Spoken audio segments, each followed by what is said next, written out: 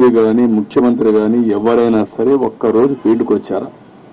ఒక్కరోజు వచ్చాడు ఫీల్డ్కి, అది కూడా రెడ్ కార్పెట్ వేసి పెద్ద ఎత్తున ఫీల్డ్ విజిట్ చేశాడు. మామూలు కార్పెట్ వేసుకొని ఫీల్డ్ విజిట్. ఇప్పుడు పాపం విధులేని పరిస్థితిలో బురదలో దిగాడు. ఎందుకు? దిగకపోతే గతి లేదు కాబట్టి.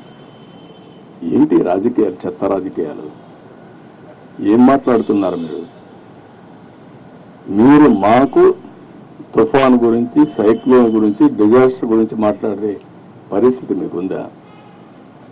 తెలుగుదేశం పార్టీ ఎప్పుడు కూడా ఒక బాధ్యత కలిగిన పార్టీ. ఎవరికి ఎక్కడ కష్టమున్నా సమర్థవంతంగా, అది కూడా ఒక శ్రద్ధతో పనిచేసే పార్టీ. పేదవాడికి ఎక్కడ ఇబ్బంది లేకుండా చేయడం కోసం అన్ని విధాల ప్రయత్నం చేసే పార్టీ.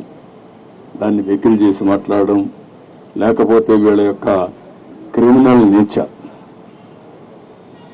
ఆ క్రిమినల్ నేచర్తో ఏం చేస్తారో తెలియదు మనకు. వాళ్లే నేరాలు చేసి ఆ నేరాలు వేరే వాళ్ళపైన వేసి తద్వారా రాజకీయ లబ్ధి పొందాలని ప్రయత్నం చేస్తారు.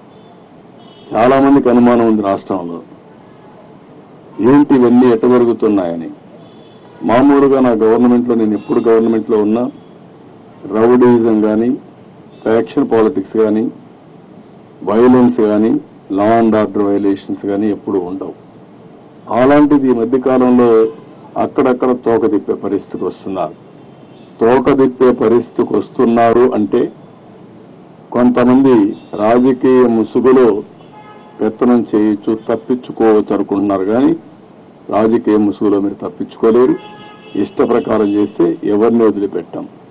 మొన్నే గుడ్లవల్లేరులో మీరు చూశారు. ఏం మాట్లాడారండి మీరు? మాకు సిన్సియారిటీ ఉంది.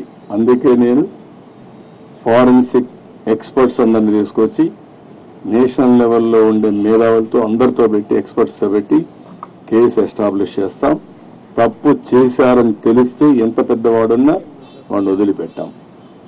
దాన్ని ఎస్టాబ్లిష్ చేయడానికి చేస్తే దానిపైన కూడా ఇష్ట ప్రకారం మాట్లాడే పరిస్థితికి వచ్చారు. ఇవన్నీ తప్పుడు ఆరోపణలు కట్టిపెట్టండి, వాస్తవాలు మాట్లాడండి. ఏమీ తెలియకుండా బుడమేరు గేట్లు ఎత్తలేదు, ఎత్తారు అని మాట్లాడడం, లేకపోతే ముఖ్యమంత్రి గారి ఇంటికి ముంపుకు గురి కాకుండా ఏంటంటే గురైతే నీళ్లు వచ్చాయి, వస్తాయి, ఏమైపోతుందండి? అందులోకి వచ్చాయి. మొత్తం విశాఖపట్నం సగం మునిగింది, నీళ్లు వచ్చాయి. నీళ్లు వచ్చేప్పుడు ఏమవుతుంది? అదే మరి అమరావతి, ఏదో నీళ్లు వచ్చేసి అమరావతి మునిగిపోయింది, అమరావతి దాని మీద ప్రాపగండా. ఏమీ జరగలేదు అక్కడ. ఇలాంటి తప్పుడు ప్రచారం చేసి, తప్పుడు ఇది చేసి ఏదో రాజకీయ లబ్ధి పొందాలనుకుంటున్నారు. ఇది కరెక్ట్ కాదు. నేను ఎప్పుడూ 45 ఏళ్లు నా రాజకీయ జీవితంలో ఇంత పనికిమాలిన పార్టీని, పనికిమాలిన ప్రచారాన్ని ఎప్పుడు చూడలేదు. ఏది ఏమైనా తెలుగుదేశం పార్టీ చాలా స్పష్టంగా ఉంటాం.